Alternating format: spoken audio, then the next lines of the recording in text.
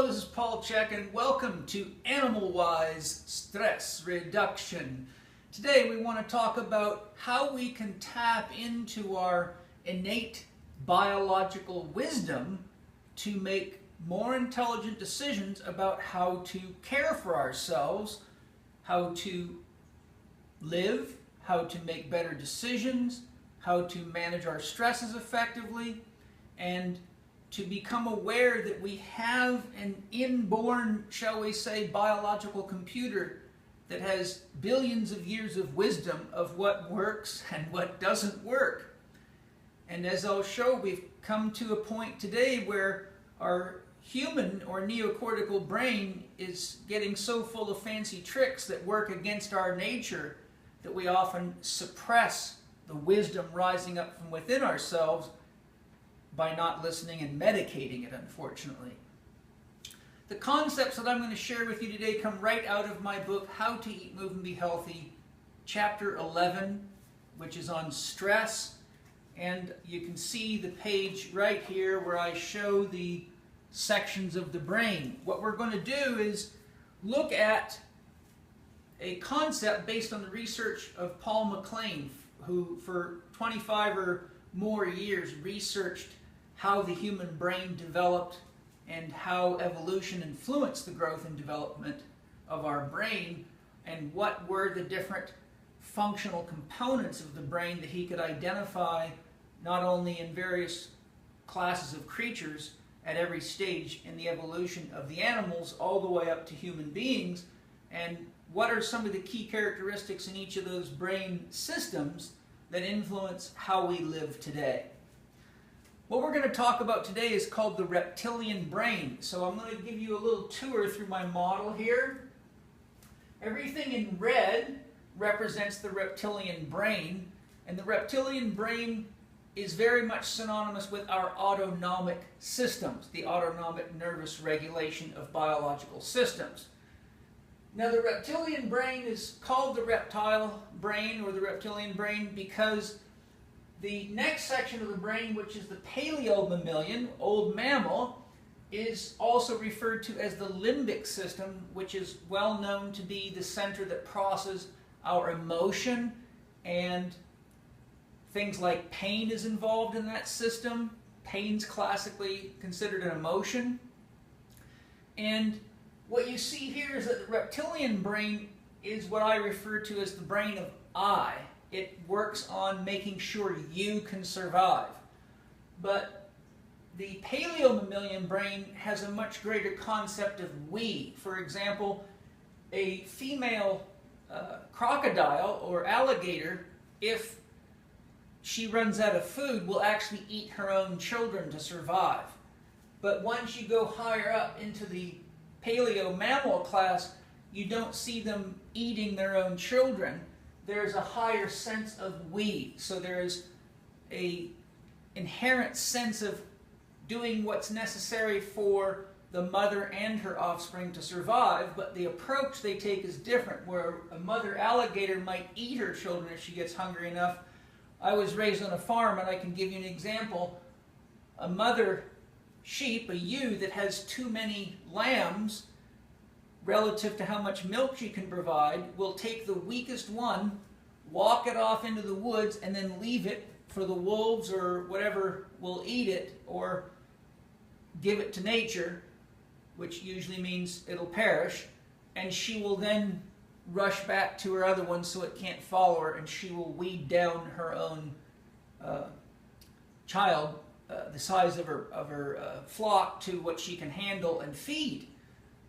So there you see her sense of we is not necessarily that she's going to consume her own flesh, but she's going to protect her offspring by minimizing how much she has to provide for their sustenance and their protection.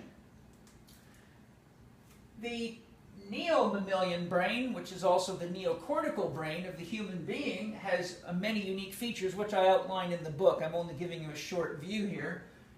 This brain gets into the issues of the all. So where the reptile is I-centric, the Paleo-mammal is we-centric. The human brain reaches out and gets involved in all things and issues of the all, the world, the universe.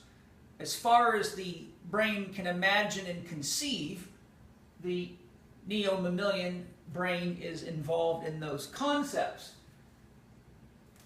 Now, this is important because, as I'll show you, we have people that have a hard time loving and caring for themselves, like the over-loving mother, who then over-focuses on issues of we. So she makes everyone else the object of her attention to sacrifice her I.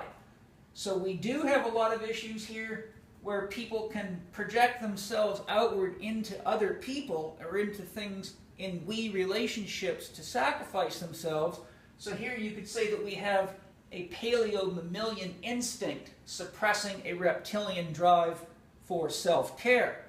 We also have people that very commonly get involved in green movements such as Greenpeace, Save the Trees, Save the Whales, Save the Planet, and these people we will call all-centric, and they often sacrifice relationships with key people like spouses and their own children and themselves in order to save the whales, the trees, the ocean, whatever, which in my philosophy is never a good idea because your capacity to make change at the we level or the all level is directly limited to the health, vitality, and functional capacity at the I level, because you're going to be 50% of any we relationship and you're going to be some percentage of any all relationship. So if you come into either of these diminished, then you've already made a deficit in what you're trying to add a surplus to. So it's just not good math, and it's not good hygiene. It's not good management of one's personal, professional, or spiritual power,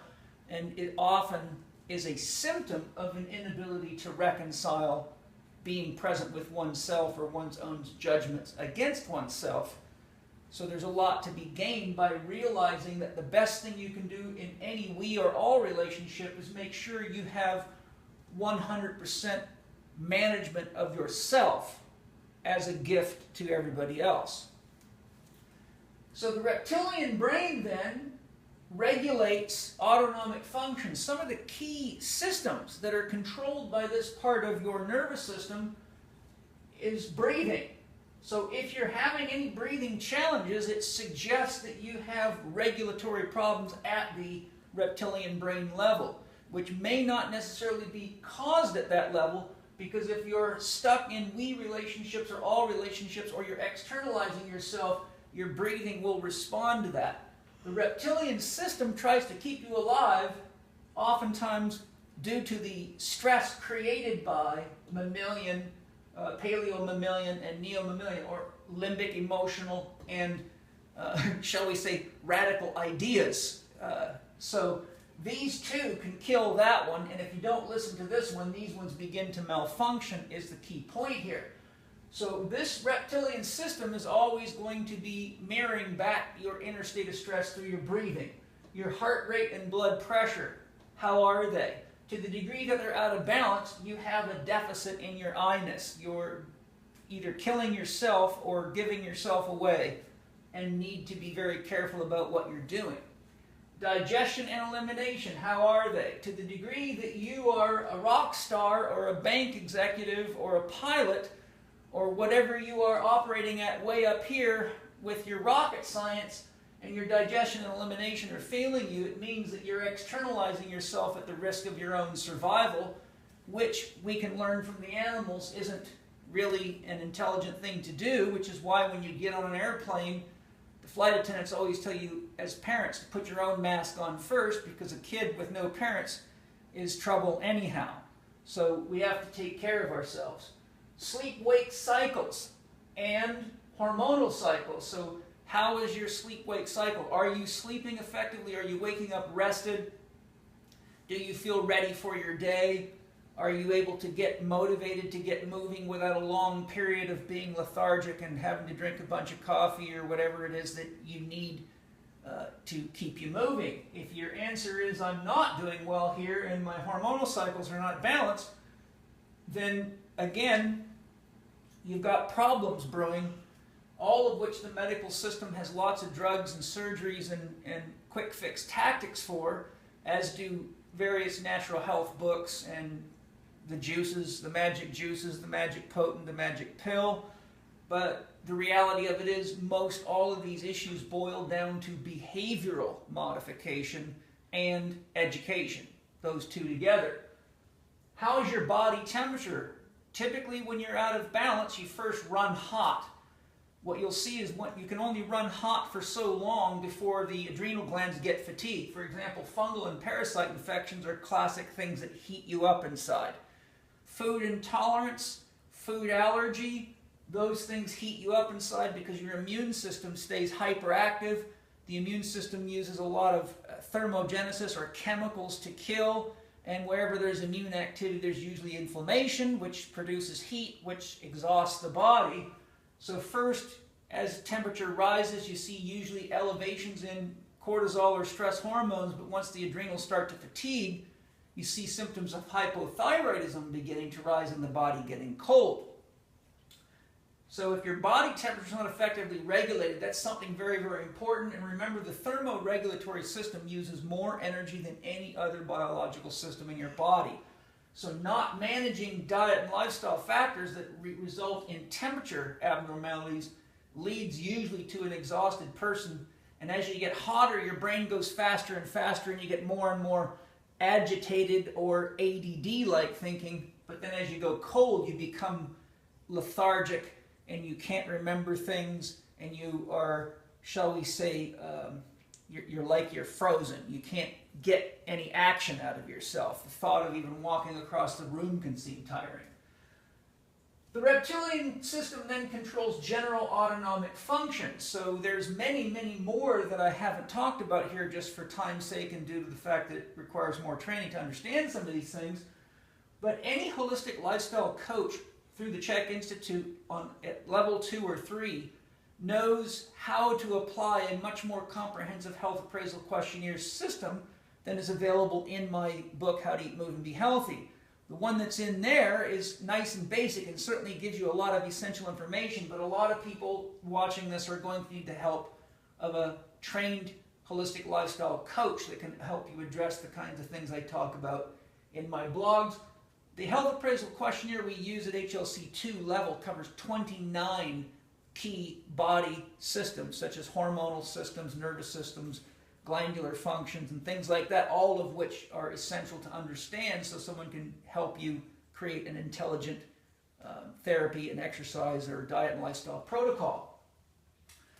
So what we want to do is remember that whenever it comes to restoring autonomic functions and keeping yourself healthy and vital so you can live your dreams and not your nightmares, the Chek practitioner system and the HLC system that I developed uses 6 key foundation principles.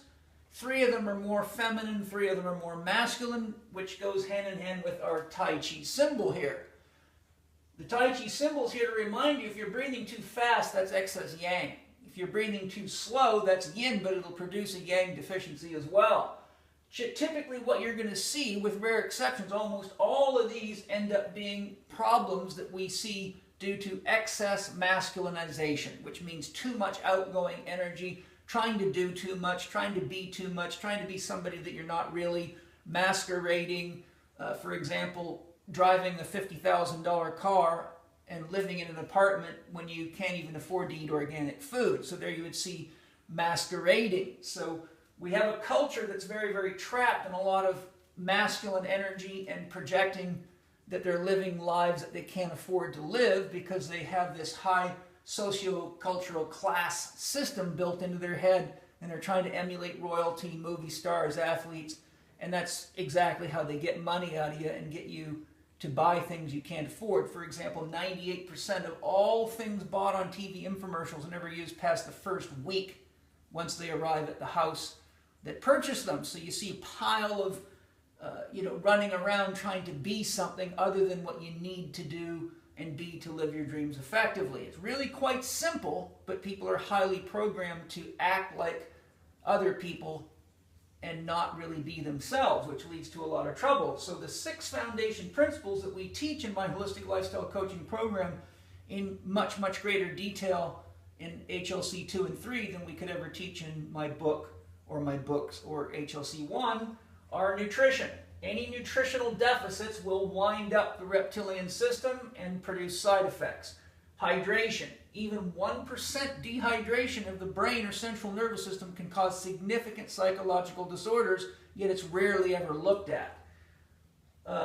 Sleep. So if you're lacking sleep, one of the first things you start seeing is that your body gets tired and starts to break down, and then your nervous system and psychogenic systems start to break down. So you see neurological challenges, headaches, ticking, eyes, muscles twitching, forgetting things, inability to process information, scared to take tests because your brain doesn't work, poor short-term memory, and those types of things. So your first 3, nutrition, hydration, sleep, are your feminine principles. Breathing, which is essential because oxygen is the key nutrient for life. You have to have oxygen perpetually, more than you have to have food, water, or anything else, or you'll die. The average person breathes 25,900 breaths a day, so you can see that oxygen is actually a vital nutrient. You need it for metabolism. You cannot break things down without oxygen. It's essential for pH balance and many other things. Breathing is directly responsive to thinking. Most people's thinking is heavy in the negative. The average person thinking 68,000 thoughts a day, of which about 90% are negative in orientation. So you can see the thinking winds up the breathing, and to the degree your thinking and breathing get wound up, it can easily disrupt your behavior with nutrition, hydration, sleep, and how you move. If your movement is not sufficiently balanced, then if you're deficient in movement, then your body gets clogged up, dirty, and it becomes like a cesspool inside and sets you up for fungal and parasite infections and all sorts of excess yin disease, stagnation dysfunctions. If you're moving too much, then you just burn the system out, excess yang. And remember, yang energy means power that is divided. Yin energy means power that is multiplied.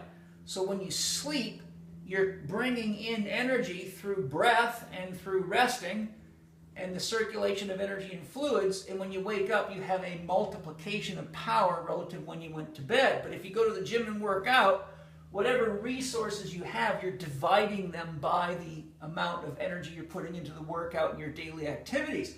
So if we get too caught up in a lack of the yin and expression of too much yang, then we externalize ourselves, which is called masculinization or excess yang, and quite frankly, we burn ourselves out. And when I encourage you to pay attention to your temperature, when you're going hot, you're on fire. It means you have what I call a burnout in the making. And if you keep pushing a burnout, they become a brownout, which is a farming metaphor, which I'm sure you've seen grass in the front yard that dies, turns brown, and no matter how much watering or fertilizer you give it or prayers, it won't grow again because it's now in a brownout stage. So we now have a massive percentage of our population moving right past the burnout into the brownout. The burnout stage, you get a lot of diagnoses with itis, so tendinitis, any of the itis diseases, gastritis, they're all inflammatory ailments. And osis means the body is no longer able to heal it. And osis, things like osteoporosis, tendinosis, that means degradation of tissue to the point that it's, shall we say, breaking down, it's losing its morphological structure or its actual cellular structure, and literally can become poison in the body. I've seen necrotic tissues in bodies that when the surgeon opened them, it stunk so bad I had to pull my head back. So if we push ourselves past this burnout phase into the brownout phase, we really risk huge amounts of problem that is much, much harder to heal. Okay? Now, when it comes to what the reptilian brain influences as far as our behavior, it's the primary driver behind the fight, flight, freeze reaction. So when you're under stress, there's 3 classic reactions. Do I fight? Do I run like hell? Or do I freeze? Freezing is a protective instinct. because many animals in nature are not able to see very well if you're not moving. I don't know if you've ever experienced that. For example, I do Tai Chi quite frequently, almost every night in my front yard. And often I'm in a standing pose or I'm moving extremely slowly. And the coyotes, which are supposed to be hard to sneak up on, will get within 5 or 10 feet of me and not even know I'm there. So sometimes I like to freak them out and go, boo! And then they can't believe that they're standing right next to a human being.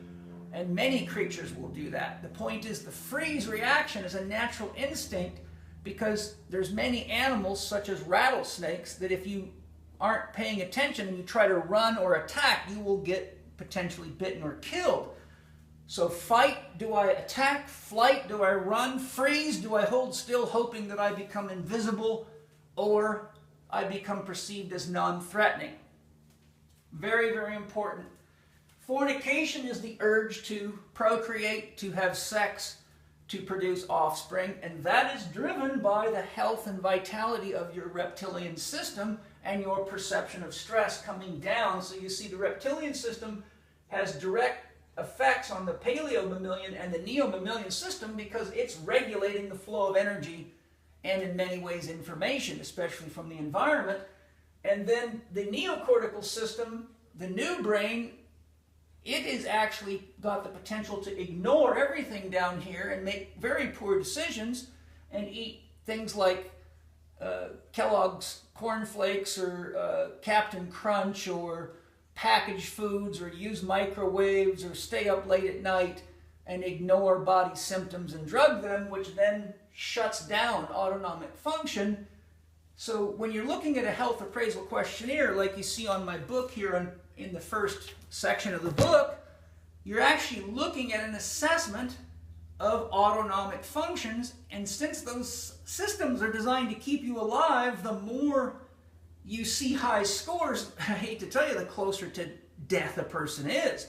You can, I would say, like Aaron Fried Pfeiffer said all the way back in 1957, he said by the time people are 35 years of age, they're walking dead people. They're just corpses walking. And he looked at liver function tests in large sample groups of people and showed all the way back in 57, the average 35-year-old liver function was that of a typical 70-year-old at the time. And it's only worse now because people aren't paying attention to some of these key, important, essential, basic lifestyle factors and survival factors. The reptilian brain is also a source of our desire for ritual. When you look at the circadian cycle, the 24-hour sleep-wake cycle, sun rises at about 6 a.m., and we begin our active period, but in many places in the world it's extremely hot, so you have to get things done such as hunting, fishing, building shelter at certain times and in certain environments. You go to Alaska, you better get your work done in the summertime because when winter comes, if you don't have enough food and a good enough shelter, you're going to perish. So you'll see that in nature, all the animals had developed rituals for survival that are locked right into the sun-moon cycle. And we ignore that at large as human beings and run around wondering why we've got all these ailments and wrinkled skin and dicks that won't stand up and vaginas that are dried out and backs that hurt and brains that don't work, for which we keep trying to take pills or look for miracle cures on the internet or on television, and they're happy to sell them to you as well. The reptilian brain is instinctual. So it has, remember, the reptilian brain, like all of this, is a product of billions of years of evolution, and these experiences, you could say, are woven into the DNA. The information is accessible. So I believe what they call junk DNA is actually the remnant DNA from all the creatures that evolved up here.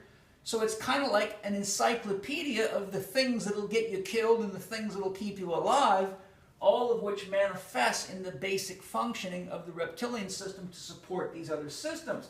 So whenever we're not listening to our natural instincts, we are putting ourselves at great risk, and that's extremely common. For example, it is natural to go pee when you have the urge to pee, poop when you have the urge to poop, and it's natural to breathe normally. It's natural to breathe through your nose, but many people don't pee when they should pee, they don't poop when they should poop, they don't breathe through their nose, they breathe through their mouth, and the list just goes on and on.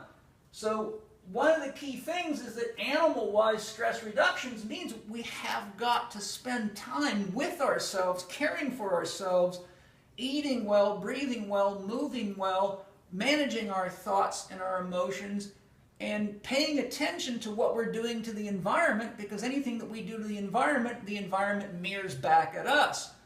This is where my concept of the echo is so important. E for energy, C for chemistry, H for hydration, or O for organisms. What are you eating and what wants to eat you?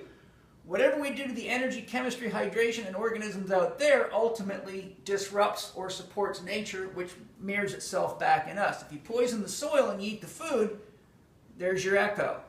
If you take care of the soil and tend to the food, it gives you good nutrition and life force, and there's your echo.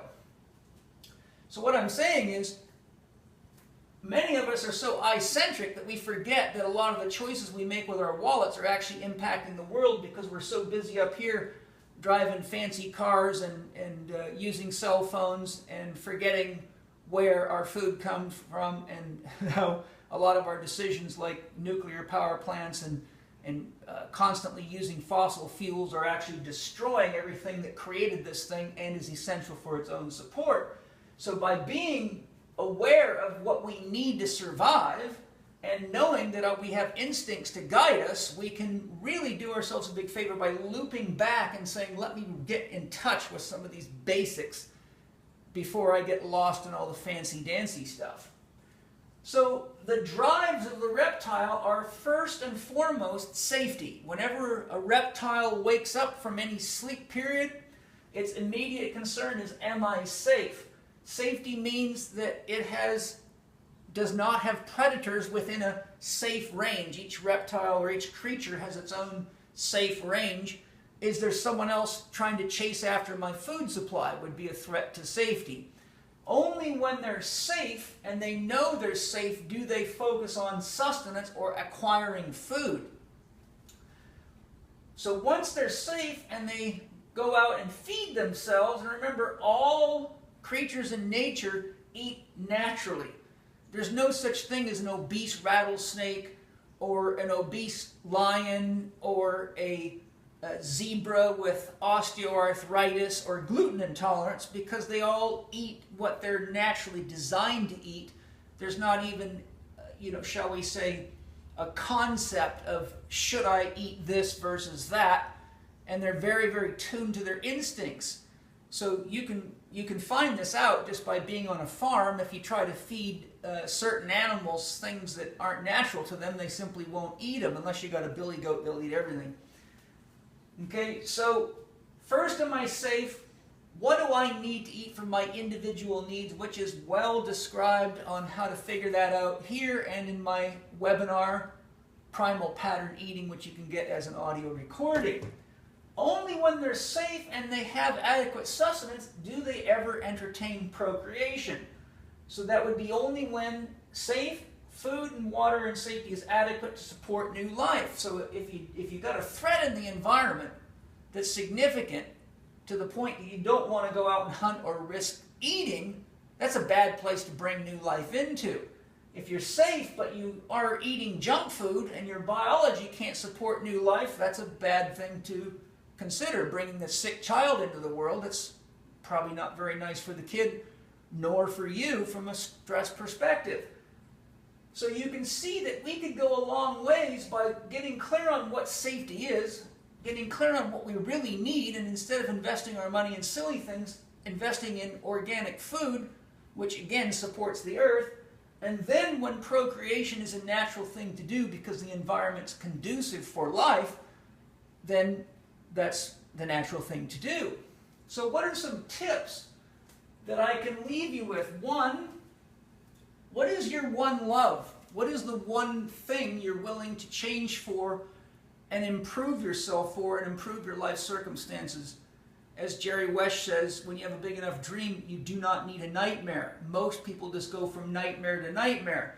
So in order to make any legitimate changes, you always have to ask yourself, what is my dream, and what's the dream bigger than the problems I have now that I'm willing to change my behavior for?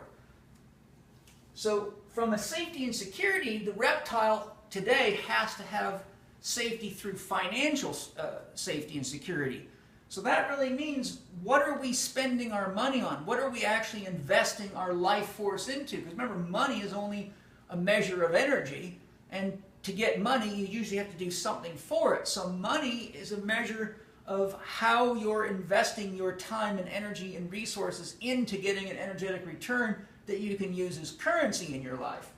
So the most important thing you can do is say, what are my authentic needs? What do I need right now? That's a very different question than what do I want. Our culture is so bought and paid for by large corporations and religions and people that program you, the medical system, that people are getting the things they think they want while far surpassing their needs. For example, I've had professional athletes come to see me driving $150,000 Porsche Carreras and all sorts of stuff, yet tell me they cannot afford to eat organic food because they've spent their multi-million-dollar a year check on toys and women and houses and things that don't sustain their health at all. So these are really clear questions. What do I need versus what do I want? And remember, the KISS principle, as I use it, says keep it simple and sustainable. Keep it simple and sustainable. Do you need that big of a house? Do you need that many cars? Do you need that many toys? How many televisions can you watch at once? How many cell phones can you hold on to at once? How many pairs of shoes, pants, clothes, etc. do you actually need before you're actually spending so much money and so much time chasing after wants that you can't even afford to meet your needs? So look at what you have right now that you possess, and if you're one of these people that says, I can't afford to eat organic food, or I can't afford to take time off of work, you already are in this class, and when you go to see a doctor, it won't be keep it simple and sustainable. It would be a large bill with no education on how you got yourself in trouble in the first place. Think of it. If you come to me with a back injury because you don't know how to lift weights properly, and all I did was cut your back open and do a surgery on the disc and send you back to the gym without teaching you how to lift weights properly, I might have taken your pain away for a few days or a few months, but that's it. You're in bigger trouble the next time. And every time you re-injure yourself or make yourself sicker, the likelihood of you bouncing back goes down and the cost goes up. Number 2, primal pattern eating is essential. Eating right for your individual, unique metabolic needs. The best thing you can do with your diet books is burn them. Throw them out the window. Don't even give them away. Most of them are trash. If you investigate the authors, most of these authors aren't even healthy people. Half of them are using pictures that are 15 and 20 years old to cover up the fact that they can't even master their own diet and lifestyle. You go to nutrition conferences and you see obese people in these conferences with degrees in nutrition. You go to dietetics conferences and you see fat, sick doctors, nurses, and dietitians. So the reality of it is the first thing you got to do is you got to learn how to eat right for your individual needs and never take nutritional advice from somebody that's got any kind of a dogma, because you've got to remember, we're as different on the inside as we are on the outside. That's just straight up fact. Look at the book, I think it's called Clinical Biochemistry by Roger Williams, and you will see examples of that as clear as a bell. 3, sexual performance and desire and fertility reflect the truth of your safety and sustenance. We have a huge problem with sexual dysfunction going on out there. In vitro fertilization is one of the biggest booming branches of medicine there is. Why? Because people are trying to get pregnant when they're breaking all these reptilian rules, and Mother Nature does not want sick people or stressed people having babies, because it decreases not only the chance of their survival, the child's, but yours as well. It takes a huge amount of energy and resources for a woman to produce a child within herself. So if she's already not meeting these basic needs and she gets pregnant because she wants to be pregnant, above and beyond needing to be pregnant means you met these requirements, You have this financial support, you have the family support, and you have the environment to sustain, support, respect, and love new life. But today we got people that want a baby just to patch up a screwed up relationship because they're too afraid to go off and be honest about their needs or heal themselves. So we have little babies stuck in there like glue that are born to sick parents, and we have now got the highest rate of infant mortality. The United States ranks 34th in the world, the country that spends the most money on all this stuff, from education to health care, you name it. We are one of the sickest countries in the world, so obviously the experts aren't really hitting the mark here.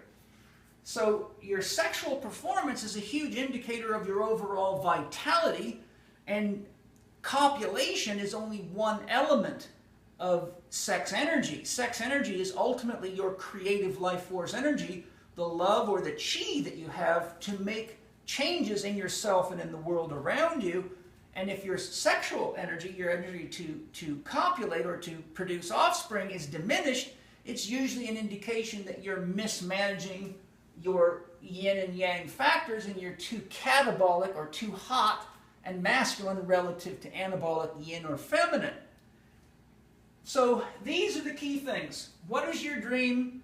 Keep it simple and sustainable. If it's a choice between buying another car and just getting one fixed up or getting a cheaper car so you can afford organic or biodynamic food, that's what you need to do, because you can't eat a car.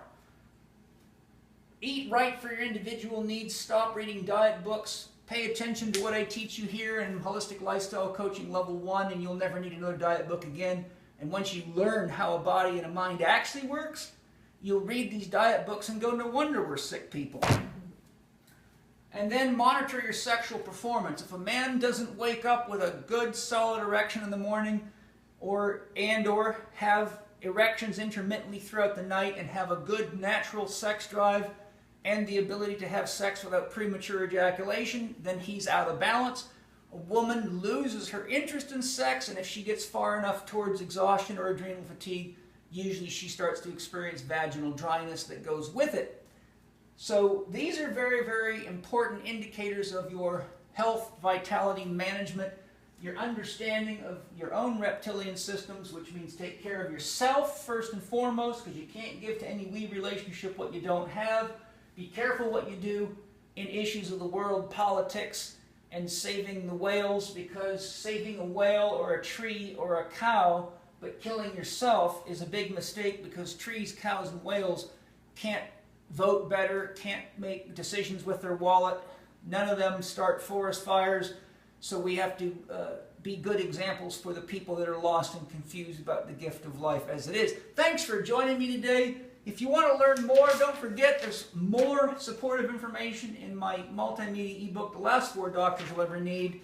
If you're having challenges and you think you need to go deeper to get into some of the psychological issues that are driving your behavior, I would recommend my 1, 2, 3, 4 for overcoming addiction, obesity, and disease, which comes with 9 hours of audio explanations about how life and love really works, why addiction, obesity, and disease are caused by common misunderstandings, and a 134-page workbook to take you through a series of steps to get clear on how to heal.